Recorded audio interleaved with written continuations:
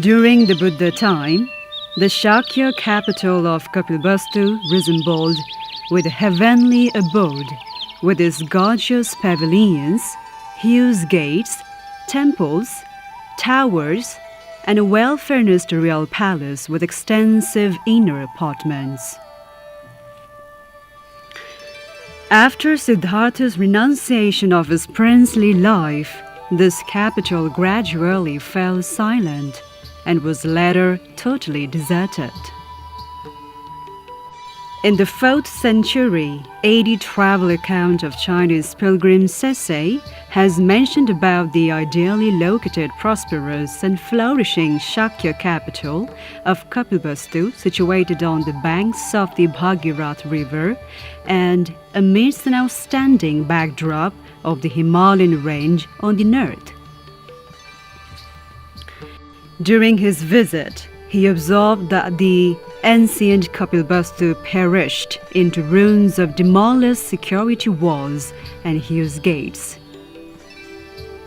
A similar account on the ancient kingdom of King Suddhodhan, father of Lord Buddha, has also been recorded by another Chinese pilgrim, Faxian, in the 5th century AD, and Xuanzheng in the 7th century AD. Although Kpilvastu turned into ruins by the 4th century, to this day the region has become a witness to history of rich Buddhist culture and civilization. Siddhartha Gautama, born as a prince in Lumbini on 623 BC, before becoming the enlightened one, spent 29 years of his youthful life in Kpilvastu.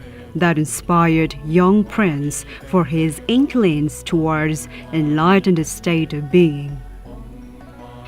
Baby Prince Siddhartha was carried in a royal chariot joyously after his birth in a beautiful garden of Lumbini, along with his mother, Queen Maya Devi. Local monks, nuns, hermits, and locals all paid homage by offering garlands, flowers, and other aromas cheerfully during 26-kilometer-long journey of the newborn prince and Queen Maya Devi. Dignitaries and other intellectuals from and around Kpilvastu welcomed wholeheartedly the future King Siddhartha and his mother from all directions of the palace, offering petals from the air. After Siddhartha was born, Lord Indra himself appeared in the sky, overlooking Lumbini from heaven to offer holy flowers, welcoming the child on earth. Siddhartha's birth was not just a matter of happiness inside the Shakya clan, but his arrival on earth brought tremendous and memorable joy to the citizens of Kpilvastu. The road between Lumbini Garden and Kpilvastu Palace was decorated lavishly. The road in between was crowded with gracefully clothed citizens in utter cheerfulness to welcome the newborn prince. There was no limit to their joy. The lower court of ancient Kpilvastu, where the remains of the palace are surrounded by huge walls at the eastern and western entrance, is located in a modern-day Kpilvastu district. Kpilvastu, the capital of Shakya Kingdom, an open museum of Buddha's period civilization and culture, is located in the banks of modern-day Budganga River, earlier known as the Bhagirath River during Buddha's time. Kpilvastu, situated in the present-day Kpilvastu district of Lumbini Zone, lies about 320 kilometers southwest of Kathmandu. There are regular flights from Kathmandu to Gautam Buddha Airport of Bhairava. It takes only 40 minutes on a flight to reach Bhairava from Kathmandu. And to reach ancient Kapilvastu from the airport, one needs a 45-minute drive on a vehicle.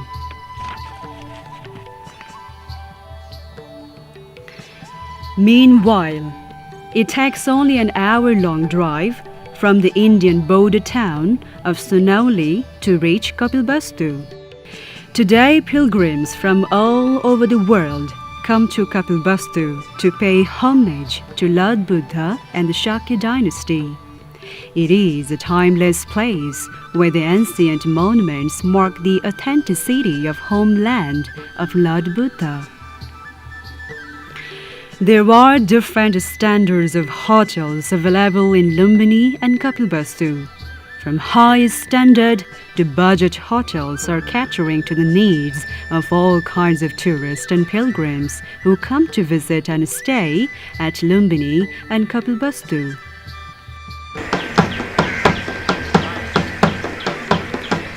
It is undoubtedly true that the blossoming palace where Siddhartha Gautama spent his precious 29 years gradually turned into a hollow space after he left it in search of peace and knowledge. Two other bodhisattvas were born in the historical and prosperous Kapilvastu before him. The state of Kapilvastu is highly regarded in the spiritual sphere, as Kanakmani Buddha was born in Niglihawa and Krakuchanda Buddha was born in Gotihawa regions of Kapilvastu. Kapilvastu is hence an important place for the Buddhism followers.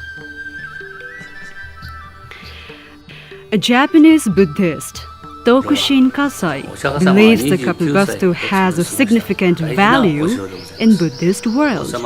He also stressed need of tourism promotion of the spiritual and cultural heritage site. Similarly,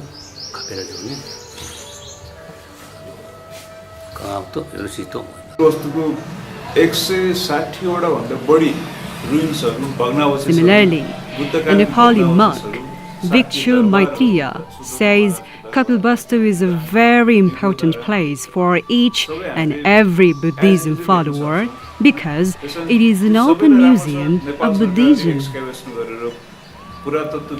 He says place should be promoted and conserved through the joint efforts of private sector and the government.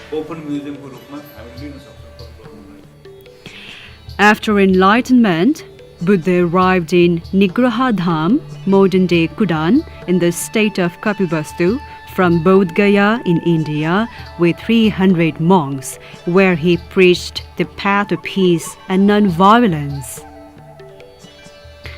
Lord Buddha had lived a life of extreme luxury for 29 years before he was exposed to a sick person, an old person, and a dead person, along with a hermit living a spiritual life. He decided to understand essence and meaning of life by living behind the palace lavish lifestyle.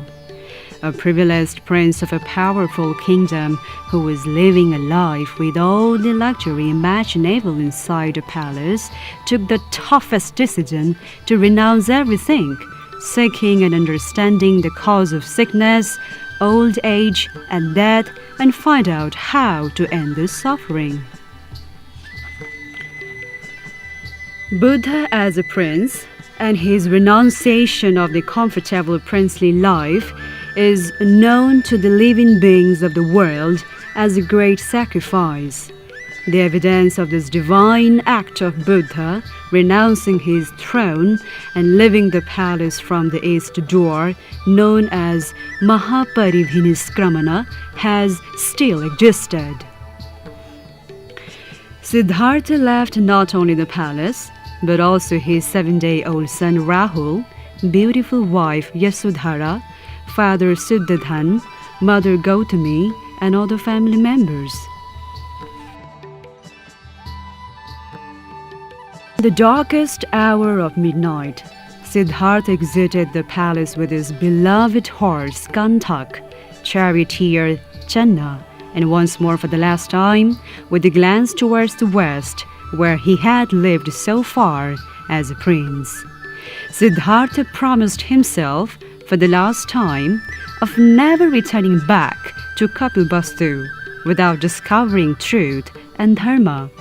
After 6 years of harsh penance, an enlightened Siddhartha Gautama, who had become a monk, returned back to Nigrahadham, modern-day Kudan of Kapilvastu, along with 300 followers monks, and made his old father. In this historical location, Buddha ordained his 8-year-old son Rahul as monk, partaking the knowledge he had received. Young Rahul, inspired by his father's knowledge, renunciation, and philosophy, decided to adhere to Buddha's life philosophy in this holy site of Nigrahadham of Kapilvastu.